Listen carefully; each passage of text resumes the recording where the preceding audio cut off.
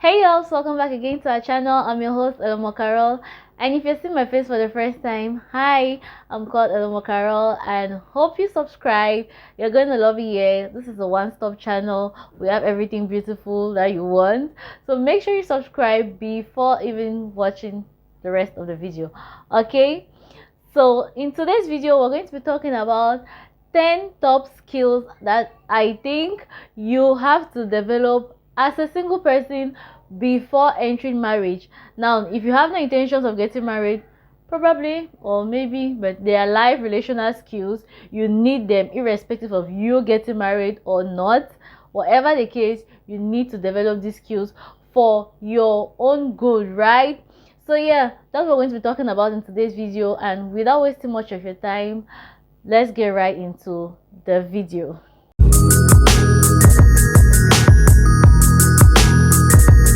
Now, the first skill I'm going to talk about, which you need to develop while being single, is financial management. Yes, I know some of you will be like, they're expecting communication, blah blah blah. Like, we know all of that, but this is like the core of it. Financial management. You cannot be intending to get married, and every young person wants to get married to another rich person, be you male or female. A young girl thinks of, oh, I want to get married to a rich man. A man as well also wants to get married to somebody who is successful, right? Nobody wants a lazy woman. You want somebody who has something doing. So financial management is something that is a skill that you definitely have to develop. You have to develop under financial management. You have to develop financial maintenance, how to maintain the money you have, because some people actually have money and don't know how to maintain it. How well do you manage your own personal finances? Talk less of managing a rich man's finances. Do you understand? I feel like that's so heavy.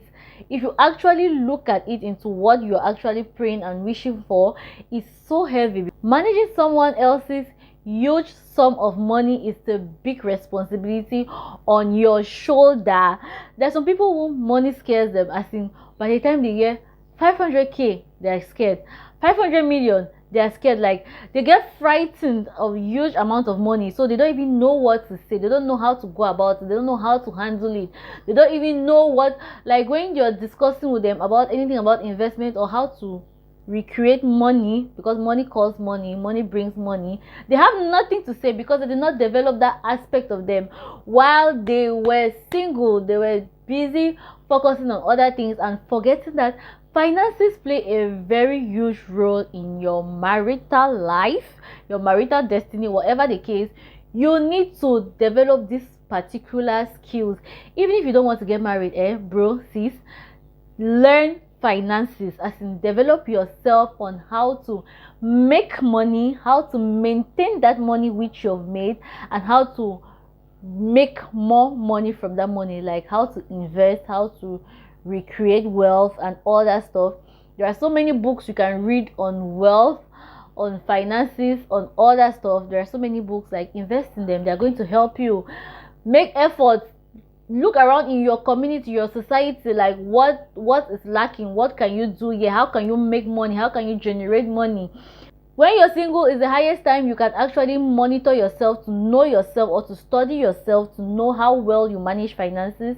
If you're the financially responsible type, if you're the saver, or if you're the spender, whatever the case, when you're single is the time when you have to know yourself financially. What are your financial patterns while you're single? What are your financial patterns? Are you always broke? Just look into yourself. Are you always broke? Are you always asking people for money? Are you always begging people for money? Do you have money today and the next minute you don't have money? You don't know where the money has gone to. You cannot tell. Today you have a huge sum of money. The next 1 week down the line, they're asking you, where is that money gone to? You cannot tell where the money has gone to. Like, what are your financial patterns? When you're single, you'll be able to study them and draw them out. So just ask yourself all those questions. Where does your money go to? How do you use money? What's your view about money? Do you think money is a tool for respect, or you think money is to be spent, or you think money is to help? Whatever the case, all these are things you want to develop about yourself. Financial skills, I cannot overemphasize on that. how to make money, how to maintain that money is very important. Some people make money and they don't know how to maintain the money. They squander the money and it goes to the drain and they have nothing to say. How to make it, how to maintain it, and how to add the money, investments and all that stuff, how to recreate money. Very, very important. Those 3 top skills financially are what you are supposed to develop if you intend on going to tie yourself with another person, or if not, for your own good, just develop yourself financially for you to be financially responsible with money. Okay, now the next thing I'm going to talk about is emotional intelligence. Family members, you need emotional intelligence to survive in this life, not only in marriage or any of that stuff. You need it to survive with people. You're living in a society with people. You have relationships with people, you have friends, you have family, you have various different kinds of relationships with people. So you need emotional intelligence for you to be able to adequately deal with people. Like, you need to develop yourself emotionally. You need to understand that people are different. You need to understand temperament. Like, it's a whole book on its own. Emotional intelligence, you definitely need to develop that skill of yours. You need to be mature enough to welcome other people's opinions.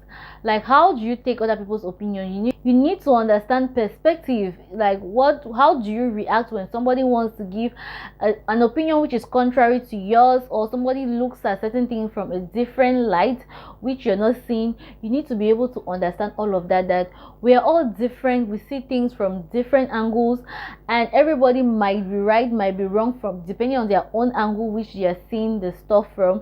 So you need to understand all of that we are different. That's why we are in the world, variety of different people.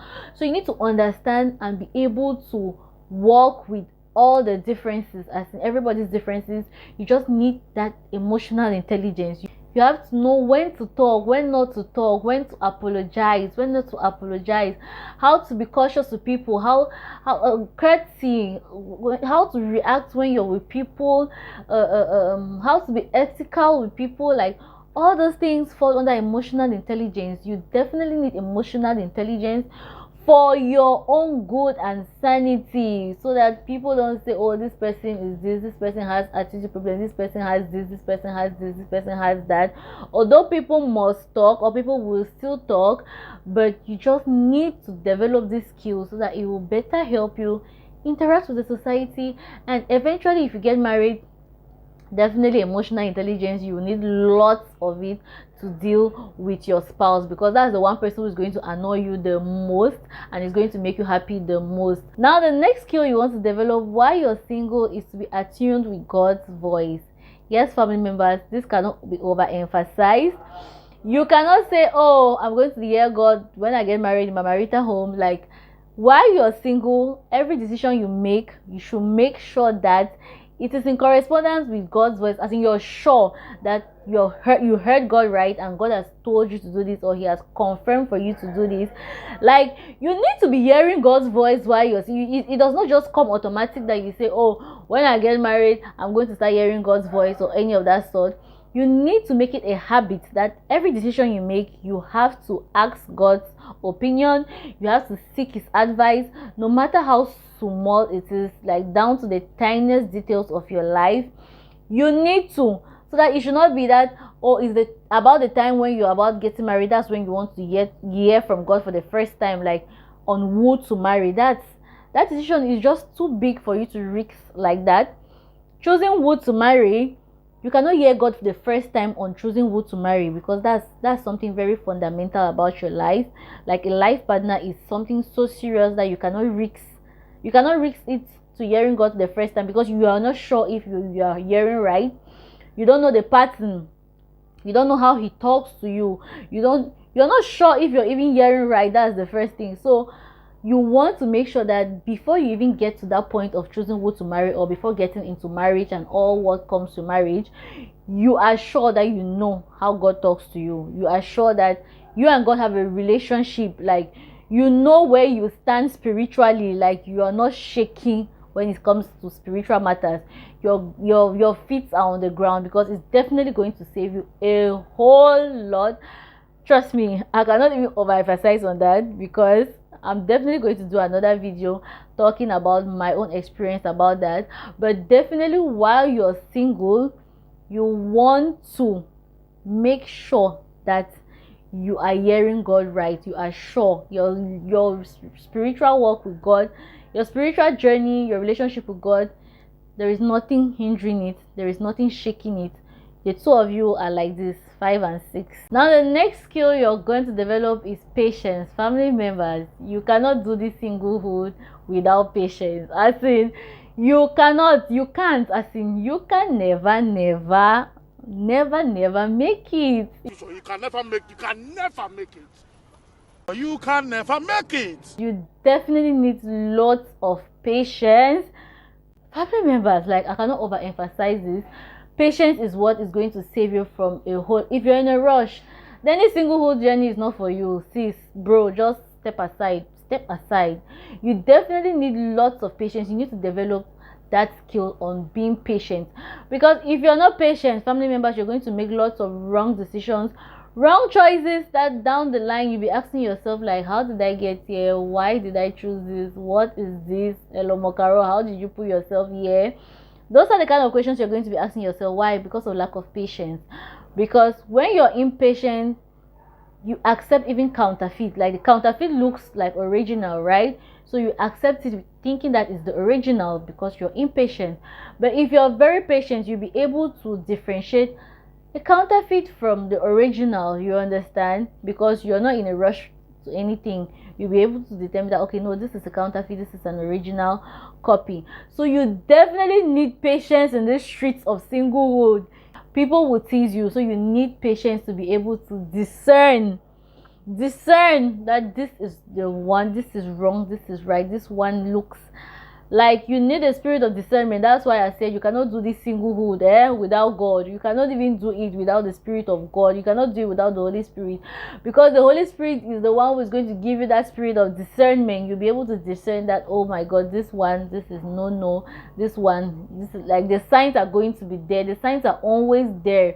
That's why you need the Holy Spirit to help you, the spirit of discernment, for you not to make a mistake that down the line you're asking yourself, how did I get here? Okay, the next skill I'm going to talk about is communication. Blah blah blah. I know people are expecting it to be like the first thing, but definitely we all know if you need to develop that skill of communication. I'm not even going to go deep into that, but you definitely, communication works for people differently.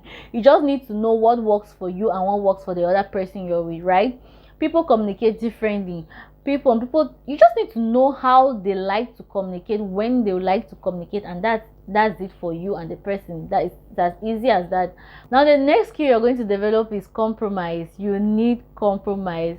See, as a single person, you need to just put it in your mind that you're going to compromise. If you decide on you wanting to spend your life with another person, irrespective of you spending your life with another person, right, you still definitely need to compromise in your everyday life, for peace to reign. Even at your job site, you still compromise just for peace to reign, right? So compromise is a skill that you definitely want to develop. Like, you should just know that, oh, the two of us, we can, when we don't come to an agreement, definitely we have to compromise. So you have to learn how to compromise. It's a skill that some people easily compromise. Some people find it very difficult to compromise. They feel like that word compromise is a myth to them. They don't know how to go about it. They feel like, no, it's either it goes A or it goes B. They don't know that between A and B there is something that could be formed there. Like, they don't know, they suffer from it. So you want to develop, you want to know, like, what you don't know, you want to study, you want to learn, right? Learn how to compromise. There are books that teach you on compromising. Like, you want to know that skill, compromising, because trust me, it's definitely not going to go your way all the time. You will definitely want to let go for the other person to have the way. If you're the kind of strong-willed person that you have your willpower, you believe that, oh, this is supposed to happen this way, it's not supposed to happen this way, you're definitely going to struggle with compromising a lot. So that's why you have to make conscious efforts for you to be able to compromise. Okay, another skill is sacrifice. I feel like compromising and sacrificing go together. There is no way you want to be a good spouse for another person without learning the skill of sacrificing. You need to sacrifice. Like there is no way you want to even be good for another person without sacrificing. Even for your parents, you need to sacrifice for your parents, right? You sacrifice for your siblings, you sacrifice for the people you love around you practically. So there is no way you can do this life without sacrificing, except you're really the heartless wicked person that you have chosen. It's only you and you don't care about any other person, so you're not going to sacrifice anything for any other person. But if you're being a normal human being with everything being equal, you know that you have to learn how to sacrifice. There are so many times when you'll be put in situations where you need to sacrifice. You just need to sacrifice yourself or something you love for another person. And I feel like that's what love is all about. There is no love without sacrifice. That's why God sacrificed his son, right? God loved us so much that he gave his only begotten son. His only begotten son. That was how much he wanted to prove to us that he actually loves us so much. So he had to sacrifice his only son. So you see, if God can love us and sacrifice his only begotten son, then what more of us human beings, right? There is no love without sacrifice. You definitely have to sacrifice at some point. And the last thing is forgiving and letting go easily. Now, family members, this cannot even be overemphasized.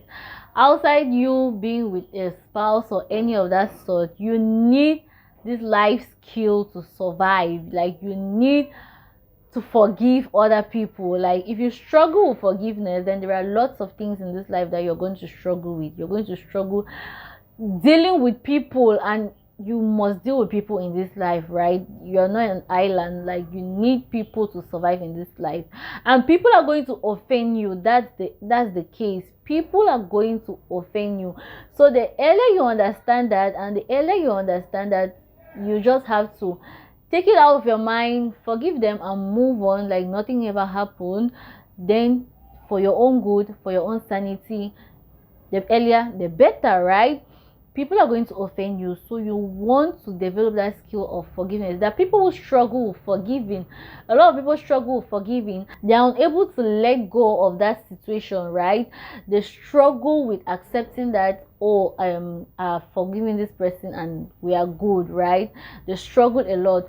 So you want to, if you know you're on that table, like if you know your weakness, right, you definitely want to work on it, right? If you know that you're the kind of person who struggles to forgive, definitely you have to read books on how to forget, how to get past that and all that stuff, which are going to help you. Okay, having said that, hope you enjoyed this video. I just had to come and drop this quick one here before going about my day's activity. Hope you love the video. Please subscribe if you haven't subscribed. Okay, give this video a thumbs up, share this video with your friends, and I'm definitely going to see you unfailingly, by the help of God, on my next one. Bye.